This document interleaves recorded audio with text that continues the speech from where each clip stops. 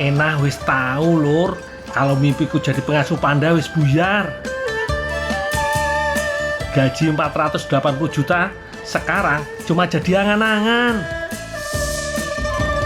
Iki piye ya lur?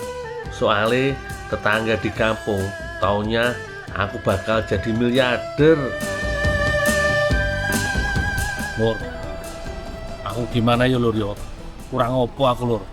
Tak bila-bilain lur aku sampai ke Tiongkok, ke Chongqing, Chengdu, Wulong buat kerja di Panda lur.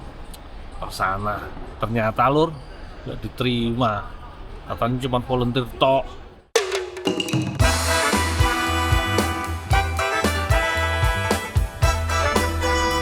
Kalau aku pulang dengan tangan kosong, mau ditaruh mana muka gantengku iki?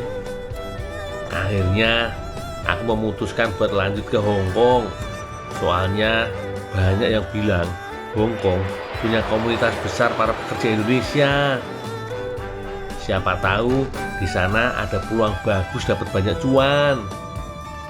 Untuk mempersingkat waktu, aku mabur naik pesawat menuju Hong Kong.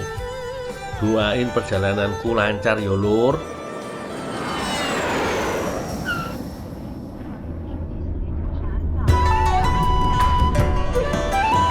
Berselang 2,5 jam kemudian, akhirnya aku mendarat di Hong Kong lur.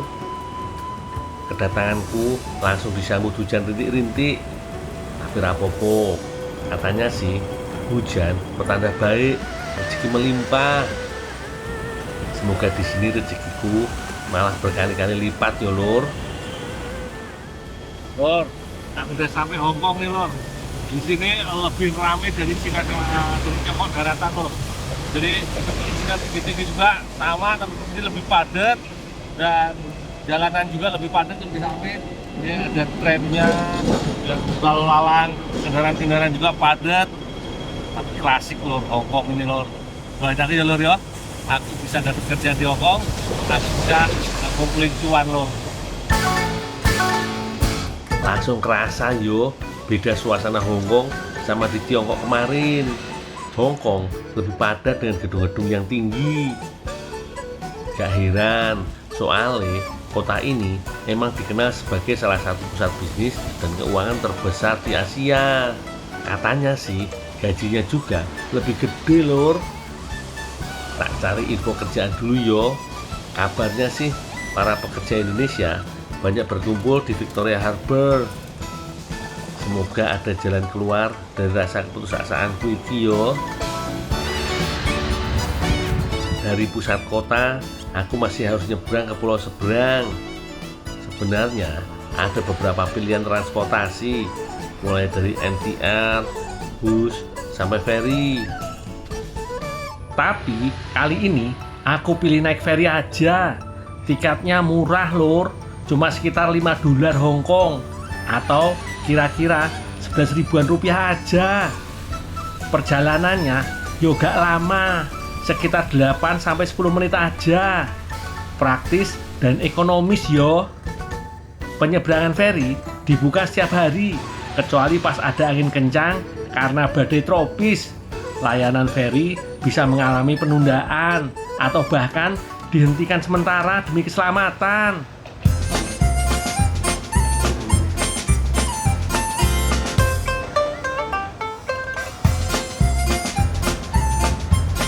Sesampainya di Victoria Harbour, aku gak menemukan wajah-wajah orang Indonesia. Malah ketemunya sama cap tangan artis terkenal gini lor. Salah satunya si Andy Lau, artis yang membintangi puluhan judul layar lebar nan mendunia. Kalau di Indonesia kan pejabat-pejabat, artis-artis, dia tanda tangan di batu, di monumenkan atau diawetkan. Kalau ini the real of tanda tangan loh. Jadi bukan tanda tangan yang pakai pulpen gitu ya, tapi cap tangan, tanda tangan nih. Cap tangan iki dibuat untuk memberikan penghormatan kepada para tokoh dan bintang legendaris yang membesarkan industri perfilman Hong Kong. Kamera, roll, cut. Ekspresinya mana? Jangan terlalu dominan toh. Lebih ekspresif. Natural. Lighting. Lor, nih aku lagi syuting-syutingan, Lor. Lor, industri film di sini udah berkembang pesat sejak tahun 1950-an. Bahkan kotanya sering dijadikan lokasi syuting film, aksi maupun drama.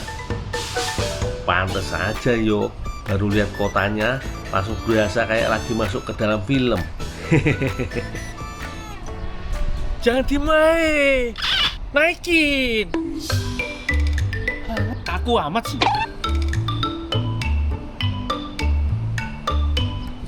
Jangan bengong, naikin cahaya nih. Kurang terang. Besok ganti loh. Kamu ganti bokam, apa kamu minta ganti? Kalau kamu minta ganti nih. Wes kebanyakan bercanda, aku jadi lupa sama tujuan utamaku. Karena gak ketemu sama orang Indonesia, aku pindah ke daerah Causeway Bay. Kabarnya orang Indonesia lebih gampang ditemui di sana. Biar hemat, aku lanjut naik tram atau yang banyak menyebutnya ding-ding. Julukan ini berasal dari bunyi bel tram yang berbunyi ding-ding setiap kali masinis memberi tanda saat melaju di jalan. Uniknya, meskipun wis ada kereta bawah tanah yang modern, tram ini masih dipertahankan sebagai moda transportasi legendaris karena wis beroperasi sejak tahun 1904. Selain jadi alat transportasi murah, ding-ding juga wis jadi salah satu ikon bersejarahnya Hong Kong. Bayarnya juga gampang, bisa pakai kartu elektronik atau bisa pakai uang tunai. Tujuannya supaya semua orang, termasuk lansia yang belum terbiasa memakai kartu elektronik, tetap bisa naik transportasi dengan mudah. Sebelah mana yo yang banyak orang Indonesianya? Wis, tak tanya-tanya dulu yo. No, I want to work, you know information. Udah. Walah Bi, belum sempet nanya udah dicuekin.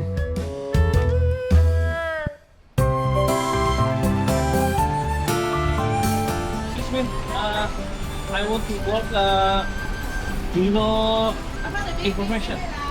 Gundul bukan sih? Indonesia? Iya, Indonesia. Pak. Ya, Pak. Ih. Wah, pucuk dicinta, ulang pun tiba. Di sini aku ketemu sama fansku, Lur.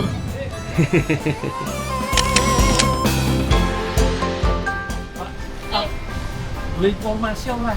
Bilang. Ada. Besok sampean iso dateng ning Victoria Park. Victoria Park? Itu oke, perkumpulan para Indonesia. Para Mbak TKW. Hari apa? Besok minggu biasanya mereka hiburin. Oh, Ada kumpul sana. Iya. Wah, kita ketemu dulur-dulur Indonesia kafe lagi. Wah, kalau gitu pasti banyak informasi yang bisa aku dapat. Siapa tahu rezekiku emang nunggu di sana.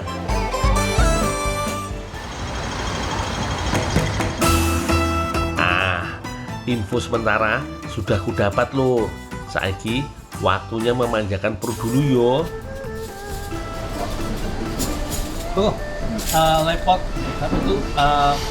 Beef egg telur sapinya. Tempat makan yang ada di Kowloon ini cukup viral dengan menu claypot rice-nya.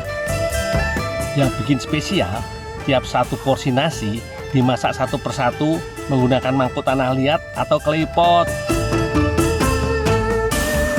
Nasinya dimasak perlahan sampai bagian bawahnya bisa membentuk kerak yang renyah. Di atasnya tinggal dipilih lauk sesuai selera. Mulai dari ayam berbumbu, daging sapi, aneka sosis khas Hongkong, ikan, sampai seafood seperti gurita. Akhirnya pesenanku datang, Lur. masih disajikan lengkap dengan klepotnya. Jadi panasnya bisa bertahan lebih lama. Begitu sampai di depan meja, nasi dan lauknya harus langsung diaduk. Soalnya bagian bawah panci masih sangat panas.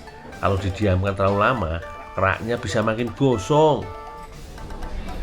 Klepot ini loh, ini memang enaknya dimakan panas-panas gini karena ini lauknya nih setengah matang ya, jadi dia dagingnya sapi tadi itu kan udah jadi ham, dia diceplokin di atasnya gitu. Jadi dia matang, bawahnya matang, atasnya masih setengah matang tuh, enak banget nih, gurihnya terasa banget. Wah, makannya harus pelan-pelan lur, masih panas banget. Ini loh, istimewanya di depot ini nasinya nih, kalau orang Jawa bilang mintik, jadi berkerak ya. Jadi dia dimakan kriuk crunchy gitu, asik banget loh. Syukurlah, perut wis kenyang. Doain yo, semoga besok di Victoria Park ada jalan buat ngubah nasibku.